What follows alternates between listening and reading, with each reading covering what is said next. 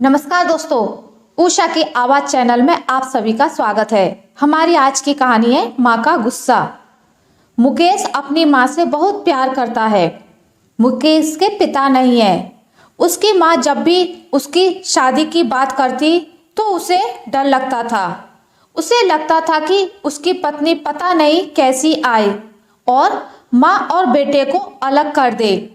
लेकिन अब मुकेश अपने आप को बहुत खुशकिस्मत मानता है क्योंकि उसको सुनीता जैसी पत्नी मिली है। सुनीता और उसकी माँ में बहुत अच्छी बनती थी। दोनों माँ बेटी की तरह रहती थी। बहू अपनी सास से बिल्कुल बेटी जैसा ही बर्ताव करती थी। बेटी की तरह रूठ जाती थी और जिद करके अपनी बात मनवा लेती थी। मुकेश इकलौता लड़का है। मुकेश की आर्थिक स्थिति इतनी अच्छी नहीं है, लेकिन घर में शांति और प्यार होने के कारण वह मेहनत करके अच्छे से अपना घर चला रहा है। बहू और सास की इस जोड़ी की चर्चा अब मोहल्ले रिश्तेदारों में भी होने लगी है। इनकी मिसाल दी जाने लगी है, लेकिन मुकेश को नहीं पता था कि ऐसा कुछ होने वाला है। शायद इस सास बहू की जोड़ी को दुनिया वालों की नजर लग गई थी। एक शाम अचानक मुकेश की माँ मुकेश को जोर से चिल्लाकर कमरे से बाहर बुलाती है। मुकेश बाहर आता है और पूछता है, क्या हुआ माँ, क्यों चिल्ला रही हो? मुकेश की माँ बोलती है कि तेरी पत्नी को समझा ले। अब बस बहुत हो गया। मैं इतने दिन चुप रही, लेकिन अब मुझसे नहीं होता। वो हर बात में मुझसे जिद करती है। इतने में बहू भी कमरे से आकर माँ से पूछती है, क्या हुआ माँ जी, आप क्यों परेशान हैं? माँ कहती है, तू चुप कर, मुझे तुझसे बात नहीं करनी है। बहू कहती है, क्या हुआ, मुझसे कुछ गलती हुई है क्या? माँ बोली, तू अपना यह नाटक बंद कर और मुझे अब तेरे साथ नहीं रहना है। बेटा तू मुझे गांव छोड़ आ। मुकेश कहता है, माँ वहाँ कौन है और वहाँ क्या करोगी? माँ कहती है, वहाँ मेरा भाई है और मैं मजदूरी कर लूँगी, लेकिन अब इसके साथ नहीं रहूँगी। अब मुझे बची हुई जिंदगी वहीं गुजारनी है। बहू बोलती है, माँ जी आप कैसी बातें कर रही हैं? हमसे कुछ गलती हो गई हो तो बताएं। माँ बोलती है, तू तो मुझसे बात मत कर। तेरी माँ मैं नहीं हूँ। तेरी माँ वो है जिसने तुझे जन्म दिया, पर तुझे कुछ सिखा नहीं पाई। बहू को थोड़ा बुरा लगा। माँ जी आप क्या कुछ भी बोल रही हैं? आपकी तबीयत ठीक है? मुकेश बोला, माँ तुम आराम करो, हम शाम को बात करेंगे। माँ एकदम जिद पर अड़ जाती है, मुझे अभी गांव छोड़कर आ, अब मुझे यहाँ नहीं रहना। मुकेश और उसकी पत्नी को कुछ समझ नहीं आता, लेकिन माँ जिद पर अड़ी रहती है, तो मुकेश को उनकी बात माननी पड़ती है और उन्हें गांव छोड़कर आना पड़ता है। घर आकर फिर वो अपनी पत्नी से बात करता है और उससे पूछता है कि तुमने उन्हें कुछ कहा है क्या, जो माँ इतनी बिगड़ गई? पत्नी बोलती है, इस उम्र में अक्सर ऐसा होता है, चिड़चिड़ापन आ जाता है। हम 2 दिन बाद माँ जी को वापस ले आएंगे, आप चिंता ना करें। 2 दिन बाद फिर बेटा और बहू दोनों गांव जाते हैं। बहू को देखते ही माँ फिर से चिढ़ जाती है और कहती है, तेरी हिम्मत कैसे हुई मेरे सामने आने की? मैं मर जाऊं तब भी तुम मेरे पास मत आना, मुझे हाथ मत लगाना।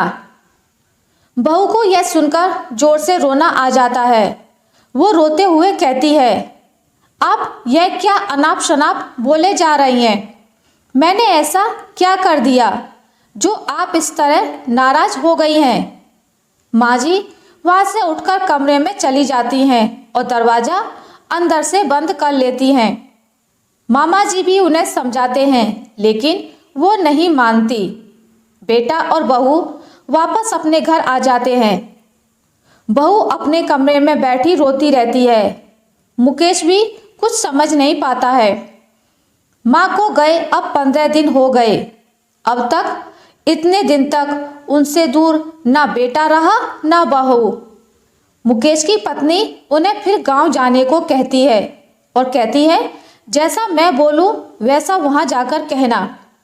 मुकेश गांव जाता है और माँ को कहता है, माँ तुम्हारी बहू सीढ़ियों पर से गिर गई है और 5 दिन से तुम्हें याद कर रही है। माँ एकदम से बोलती है, क्या 5 दिन हो गए और तू अब बता रहा है? वो फटाफट तैयार होकर मुकेश के साथ वापस आती है। साथ में मामा जी भी आते हैं।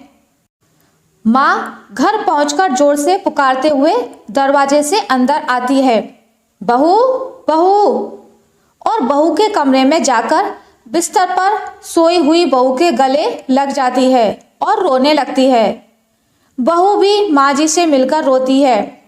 फिर बहू कहती है, जब आप इतना प्यार करती हैं तो 15 दिन से वहाँ क्यों बैठी हैं? माँ कहती है, तुमने झूठ बोलकर मुझे बुलाया। हाँ, पर पहले यह बताओ आप ऐसा बर्ताव क्यों कर रही थी? आपको मेरी कसम। माँ जी बहू के फिर गले लगती हैं और कहती हैं, बेटा उस दिन जब मैं मंदिर से आई तो मैंने तुम्हारी और मुकेश की बातें सुन ली। तुम बोल रही थी कि अभी हम बच्चा नहीं कर सकते क्योंकि उसकी ठीक से परवरिश नहीं कर पाएंगे। मैं तुम दोनों पर बोझ बन गई हूँ। मेरी वजह से तुम ना जाने कितनी चीज़ों से समझौता कर रहे हो। इसलिए मैंने यह नाटक किया ताकि तुम दोनों यहाँ रहो और अपनी ज़िंदगी और अपने सपने और अपने बच्चों को इस दुनिया में ला सको। मैं अब कितने दिन रहूँगी? बहू और मुकेश दोनों माँ की बातें सुनकर रोने लगे। बहू बोलती है, अगर आप दोबारा ऐसा कहेंगी तो हम कभी अपना बच्चा नहीं करेंगे। मुकेश कहता है, माँ अब तुम भी यहीं रहोगी और दादी भी बनोगी। हम साथ रहेंगे तो सब अच्छा होगा। फिर माँ वहीं अपने बेटा और बहू के साथ फिर रहने लगी। मुकेश और सुनीता उनका ख्याल रखते हैं। धीरे धीरे मुकेश के काम में तरक्की हो रही है।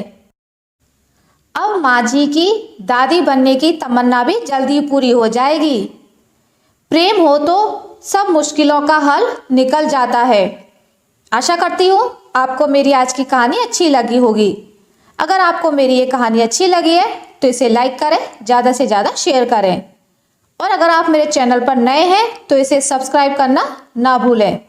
मिलते हैं एक नई कहानी के साथ, तब तक के लिए नमस्कार।